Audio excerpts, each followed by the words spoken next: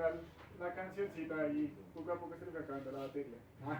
Pero bueno, lo bueno es que lo alcanzamos a escuchar, entonces, vieron un poco, o quisiera saber si percibieron como ese simbolismo andino, en que, por ejemplo, Leandro, en qué Por versos o ejemplo, en qué parte de la canción. agricultor temblando en la semilla, alfarero en tu greda derramado. Así esa referencia, ilustrando justamente quién habita el lugar del que se habla. Me parece que ahí lo que usted dice en esa parte, se recopilan un montón de profesiones. Ajá, sí, de arena de la Eso, exacto. Entonces tenemos labrador, domador, albañil, aguador, que son profesiones esenciales, pero no son profesiones de la élite, ¿sí? Entonces, como siempre, profesiones de alguien que está subyugado a trabajar, a que lo regañen porque no está la producción, a que quizás en ese tiempo fuera maltratado. Claro, de ahí que concluya también con ese mostradme vuestra sangre y vuestro surco. Ah, haciendo esa relación sí. del subyugado, claro. Bueno, no sé, buscamos un espacio donde llamarlos porque no creo que la luz vaya a llegar pronto. ¿Y si abrimos esa puerta? No se puede. No creo que no se puede. Sí, pues creo que debería. Podemos mover todos para acá. Si quieres, o pues porque yo sé que trabajar así, aunque sea mientras terminamos este análisis, es un poco incómodo hacia oscuras. Entonces, No podríamos salir y buscarnos allá afuera y hablar un rato. ¿ves? ¿Podría ser? Pero si ustedes están bien, pues no pasa nada. Bueno, entonces, los que se quieran correr para acá, para pues corran, sí.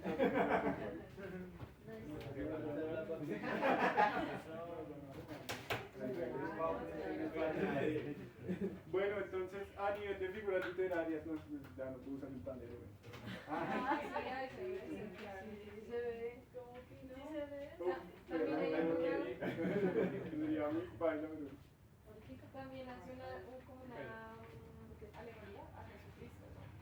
Ah, claro, sí. Ahí cuando dice, señaladme la piedra en que caísteis y la madera en que os crucificaron. Encendedme los viejos pedernales, las viejas lámparas, los látigos pegados, a través de los siglos en las llagas y las hachas de brillo ensangrentadas. Entonces, que hemos hablado de unas referencias como hacia el proceso de colonización, de imposición de la religión. Entonces, me parece que en el comentario que tú acabas de decir, sí se evidencia, digamos, como un intertexto con la cuestión bíblica, pero me parece que más con la cuestión colonial. Sí, bueno, el intertexto sí iría más con la Biblia, pero me parece que se refiere como a ese proceso Igual está hablando de la martirización. Hay que tener en cuenta que Cristo no fue el único mártir. Sí, como que digamos de pronto el latinoamericano bajo toda esa explotación de la tierra ha vivido el martirio que de alguna u otra forma pudo haber vivido Jesucristo. Y digamos como que siempre se ha resaltado Jesucristo como el que era el rebelde, el que hacía como las bolchafitas, como las protestas, el del pueblo, y desarmaba y alborotaba. Entonces, digamos, cuando el latino quiere oponerse a, digamos, a todas las subjugaciones de la que tú hablas, pues de una u otra forma sufre todo eso con las fuerzas armadas, con, digamos, la persecución política, con todo lo que pasa en el campo, ¿no? Donde, digamos, no está tan a la vista del mundo lo que realmente sucede en esos lugares. Igual acá lo chimba, lo más magia me parece que es que, digamos, Neruda no lo pone desde una perspectiva de que quejémonos, qué triste esto, sino, de hecho, cuando inicia, ven a nacer conmigo, hermano, tal, dame tu mano, es de la profunda zona de un dolor diseminado, dice como esta, igual al fin y al cabo es nuestra construcción identitaria. No es como que hay que rechazarla y decir como, qué triste es esta mierda, sino más bien proponer, esto también nos hace. Y alrededor de eso, ya metiéndome ya con el aspecto musical, cuando escuchamos la canción tiene un conjunto de herencias así mezcladas, muy, por un lado llegan todo este como esa música andina y todo el tiempo también hay, por ejemplo, ese momento en que se mete la guitarra y hace una especie de solo rock and rollesco. Entonces, digamos que habla de una hibridación, es decir, este mestizaje o este martirio es una hibridación cultural que Neruda logra conseguir bella. Y eso que usted dijo musicalmente, claro, en los análisis, digamos, más de cómo se construyó la letra que dicen los jaivas, sí, nosotros estábamos pensando en un cuatro llanero, sí, estábamos pensando en una guitarra eléctrica, sí, estábamos pensando en un teclado, un tipo organeta, en un solo, y que no por tener esos componentes se fuera a desligar lo andino, solo que son 1980, ya pasamos por la era del rock, y esto es lo que somos producto ahora. También con lo de la musicalización me parece que la letra se da. Sí, les voy a decir, por ejemplo, O sea, la propuesta ya está ahí, de hecho. sí, ellos incluso en el documental que vi para informar más o menos de lo de la musicalización, decían eso. Ya como que estaba dada la música dentro de la poesía. Solo era como ponerse en un trabajo de, bueno, como esos versos, el que más se repite de todos los versos y que solo sale una vez en el poema es Sube a nacer conmigo hermano, y como ese verso se convierte en un coro en toda la canción, ¿sí? Era lo que yo les decía, la propuesta de crear sobre lo creado, porque no cogemos ya cosas hechas y las repetimos, o les cambiamos la letra, o les cambiamos el sentido, para explorar y también dar una nueva propuesta, bueno, no una nueva propuesta, una propuesta propia y personal de creación. Entonces, bueno, cosas así musicales, figuras literarias, entonces está en una parte la anáfora, si nosotros ubicamos en una parte que dice, la hoja tiene dos caras, ¿no? Entonces tiene una parte donde es el poema, ¿sí? Que no trae estrofas ni nada, y por el otro lado hay una parte que ya tiene estrofas, ¿sí? Entonces, vamos a ver la segunda estrofa, ¿sí? Vamos a ver si saben cuál es la segunda estrofa. ¿Cuál es el primer verso de la segunda estrofa? ¿Y por qué lo dices así? No volverás. Bueno, entonces dice así esa parte.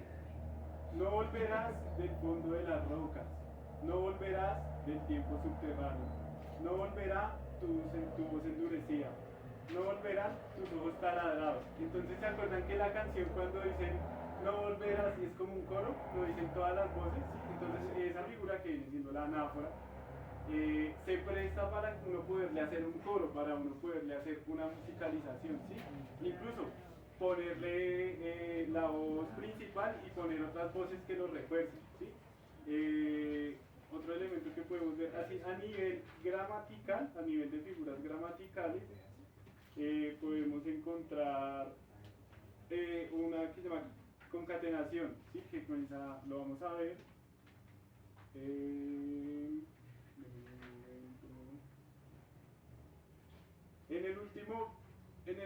La última estrofa, en una parte que dice contadme todo, ¿sí? ¿Se ubican ahí. La última. Entonces hay otra figura literaria que es como una concatenación, como un encabalgamiento, que es contadme todo, cadena a cadena, eslabón a eslabón, paso a paso, ¿sí? Entonces como que reforzar esa idea con esa figura literaria se presta para la musicalización y funciona como para darle una figura de sentido, ¿sí? Claro, es profundamente semántico, ¿no? Sí, claro, viene a ser profundamente semántico, viene a ser cuestiones de jugar con los símbolos y con el sentido. Ajá, sí. Encontramos también